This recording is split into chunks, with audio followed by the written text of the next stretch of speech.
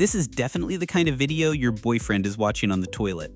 A guy trying to live out his sports car dream snagged a 2018 Audi R8 from a salvage auction website for a low price. According to the guy, only 900 of this specific R8 model were produced, but whether that's true or not, I'm not really sure. As you can see, the entire front end of this R8 was completely totaled, with only some mangled, exposed parts remaining. But luckily, the R8's front end is just a frunk for storage. The car's big heart is in the rear. Next, a look at the interior. Opening the door reveals the airbags had deployed. A major problem was that the car didn't come with a key, so he'd have to get one from the auction company. Moving to the rear of the car, the entire bumper had some damage from the crash, and both taillights were shattered. But the best news was that the R8's signature 5.2-liter V10 engine didn't seem to have taken a major hit. After a preliminary assessment, the guy said this level of damage was totally acceptable for him. He also mentioned that he was on a tight budget and wouldn't be sinking a huge amount of money into it, but he would do his absolute best to restore it to its factory condition. To start the inspection process, he decided to give the car a quick wash to see if there was any other hidden damage. After cleaning off all the dust and grime, he saw the car had a matte finish. Upon closer inspection, he realized it was a vinyl wrap. Now all he could do was hope the original paint underneath was in good shape. Since the car couldn't start, he had to use a forklift to push this battle-damaged Audi R8 into his home workshop. Now it was time to prep for the teardown. He used a quick jack to lift the car. Opening the frunk revealed that everything inside had been crushed and deformed in the crash. The frame itself was literally snapped. Seeing this, the two brothers felt a headache coming on. After all, they weren't professional mechanics, they just bought the car because they loved it. But now they were at the point of no return. They had brought this beast home and they had to see it through. The top priority was to confirm if the engine in the rear could still run. As one of the guys was about to get in the driver's seat, he noticed the interior was full of dust and had a strange smell, so he had to take some time to clean it out. They then located the battery in the engine bay. Since the car had been sitting for a long time, he decided to just remove it. They hooked up an external power source and the seats and the instrument cluster came to life. A wave of relief washed over him. He had been afraid the entire electrical system was fried, but thankfully that wasn't the case. After confirming all the seat functions worked, they removed them completely along with all the other interior components like the headliner with the deployed airbags, the center console, and the shifter assembly. With the interior stripped, it was time to tackle the most severely damaged part of the car, the front end. Since this was his first time working on an R8, he took a lot of pictures of the frunk's layout and structure before disassembly, so he'd know how to put it back together. Then the teardown began. First to go were the wheels and radiators, followed by the damaged fenders. Because the frame was so severely bent, the disassembly was incredibly difficult. After struggling for a while, they couldn't find a good starting point. Removing the front liner revealed another problem. Many of the wiring harnesses on the frame were severed, and the frame damage was far worse than they had expected. To speed up the process, the guy decided to first make a list of all the parts he needed. Since the front section of the frame was unsalvageable, he shifted his focus to the rear. The removed rear tires were worn completely bald, clearly from the previous owner doing a lot of burnouts. These would also need to be replaced for a better driving experience later. Next came the rear bumper. The removed body panels were also severely damaged and unusable. But thankfully, the structure underneath hadn't taken a major hit.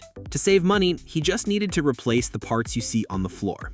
After making a list of the parts, he went back to disassembling the frame. Since they were still struggling to find a breakthrough point, they had to resort to brute force and just cut the bent frame sections off. The only thing to be careful about was leaving enough material for welding later. He then ground the cut edges clean to get a better idea of how the frame was pieced together. After careful observation and analysis, he found what he believed to be the best spot for welding. With a plan in mind, he got aggressive with the cutting, and his speed increased significantly. Finally, after a lot of work, the entire damaged front section of the R8 was cut off. Now he had to prep the weld points he'd identified, removing all the remaining bits of the old frame to get a clean surface. With the frame prep done, all he could do was wait for parts. A week later, he was back at it. During that time, they had sourced a front-end cut from a donor R8. The donor section was in excellent condition and even came with the grille, headlights, and some original wiring and hoses. The only downside was a minor dent in the fender, but for them, this was the best option available. The key for the R8 had also arrived at the shop. To successfully graft the new front end on, they first had to disassemble the donor cut to get to the bare frame. With both of them working together, they quickly had the exposed frame section, the exact part they needed. To speed up the repair, he also called in a friend to help fix the minor dent on the donor hood. But after half a day of work, the dent was still slightly visible. It looked like he'd have to fix it himself later. Meanwhile, the two brothers were busy sanding the donor frame to prep it for welding. With all the prep work done, they slowly guided the donor frame into the car's body. They constantly adjusted it to prevent any misalignment. Once it was perfectly positioned, they used zip ties to hold it securely in place. Then the welding could begin. With his skilled hands, the donor frame was successfully grafted on.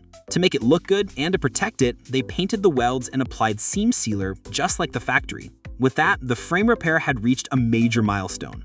Next came the most time-consuming and tedious part, installing the plumbing and splicing the severed wiring harnesses. There were a lot of wires to connect, and if even one was wrong, they'd have to undo it and start over. This step alone took him the better part of a day. During this time, a new batch of parts he ordered arrived, including a new bumper beam and these red seatbelts. The two brothers wasted no time and immediately installed the new seatbelts along with the center console. Now it was time for the R8's first start. He pressed the start button and the 5.2-liter V10 engine immediately let out a powerful roar. Seeing the engine successfully awakened, the two were ecstatic. After confirming the engine was running properly, they could move on to the next steps, like installing the headlights to test if their wiring splices were correct. And thankfully, both headlights worked perfectly, which meant the wiring was done right. Now they could install the radiator. Thankfully, the donor front end they sourced came with a wealth of parts. Next was reinstalling the hood and front bumper. With these two key pieces in place, the Audi R8's aggressive presence immediately returned. However, the panel gap on the damaged side was still quite noticeable. The hood would need more repair work later. After admiring the sharp new look for a while, the two got back to work. To let the engine run for longer, the guy filled the radiator with new coolant. Then he started the car again. This time, with some throttle input, the exhaust let out an explosive roar.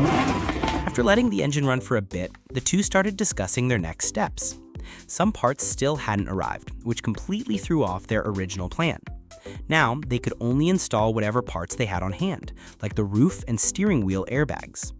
The two brothers were getting frustrated with this R8 build because many of the parts had to be shipped from Germany. Plus, with a limited budget, used parts were their only option, and they were sourcing them from all over the place, meaning everything arrived at different times. With the new airbags installed and nothing else to do, they decided to peel off the car's vinyl wrap. After all, they still didn't know what the original paint looked like underneath. They immediately got to work. Soon, the wrap was off. You can see the paint on the front end almost perfectly matched the original factory color, with no major difference. The guy mentioned that after peeling all that wrap, their fingers were completely numb. After a short break, they cleaned out the interior and reinstalled the headliner and the seats. With that, the interior was temporarily complete. The guy wanted to take advantage of the free time to drive the car outside. After months of work, this was the first time the R8 had moved under its own power. To get a clear idea of the original paint's condition, they gave the car a thorough wash. From this angle, you can finally understand why the Audi R8 is so captivating. It's the kind of car that makes every guy stop and stare. It's hard to believe this is a 2018 model. Its design still puts most modern cars to shame. They also found a few spots on the body that needed touch-up paint, but thankfully, the scratches and dings weren't too severe. But it wasn't time for the final paint job yet, because the custom exhaust he had ordered for the R8 had just arrived. The top priority now was to remove the rear wing and the stock exhaust system. You can tell from their strained expressions that the stock exhaust is incredibly heavy. The guy guessed it weighed around 100 pounds. The new exhaust, a full titanium version, was significantly lighter than the stock one. The old system could now be tossed. The only part they could reuse was the original heat shield. They immediately installed the heat shield with a new exhaust, along with the new body panels and two brand new R8 taillights he had ordered. He then immediately started the car to test the new exhaust. You could tell from the sound that it was a major improvement over the stock system. At this point, the R8 was ready for its first road test, but for safety, they decided to replace the two bald rear tires first. New tires were too expensive, so he found a pair of decent used ones at a local tire shop. You can see they still have plenty of tread left, so they'd be good for a while. They quickly mounted them. Then the two brothers took the R8 out for its first drive. They even stopped at a nearby gas station to fill up the tank before heading back to the workshop. Now it was time for the final finishing touches. He reinstalled the front liner. The guy had also ordered a massive carbon fiber rear wing for the R8. To mount it, he had to drill and cut into the original retractable spoiler. Personally, I think this was the wrong move. While it gives the car a more aggressive, sporty look, it lost that elegant aesthetic of the original R8. He also installed the rear bumper. Now it was time to prep the car for paint. Since there were various scratches on every body panel, they had to remove all the components again to repair the dents. Since this is a very extensive process, we'll skip the details. After the metalwork was done, he applied body filler, sanded it smooth, and then it was ready for primer. Since the two of them aren't professional bodywork guys, this step took them an entire day to finally complete. Now they could paint the car. But since they weren't very skilled at painting either, the guy decided to tow the car to a friend's shop to have him handle the final touches. When he saw the R8 again, his friend had already finished the paint job. Now all that was left was to install all the freshly painted parts. Of course, that job was left for the two brothers to do themselves. They pre-assembled the smaller components and then began putting the car back together. With the front bumper installed, the complete restoration of this Audi R8 was finally finished. So for all the folks watching, are you satisfied with this low-cost build? We'll see you next time.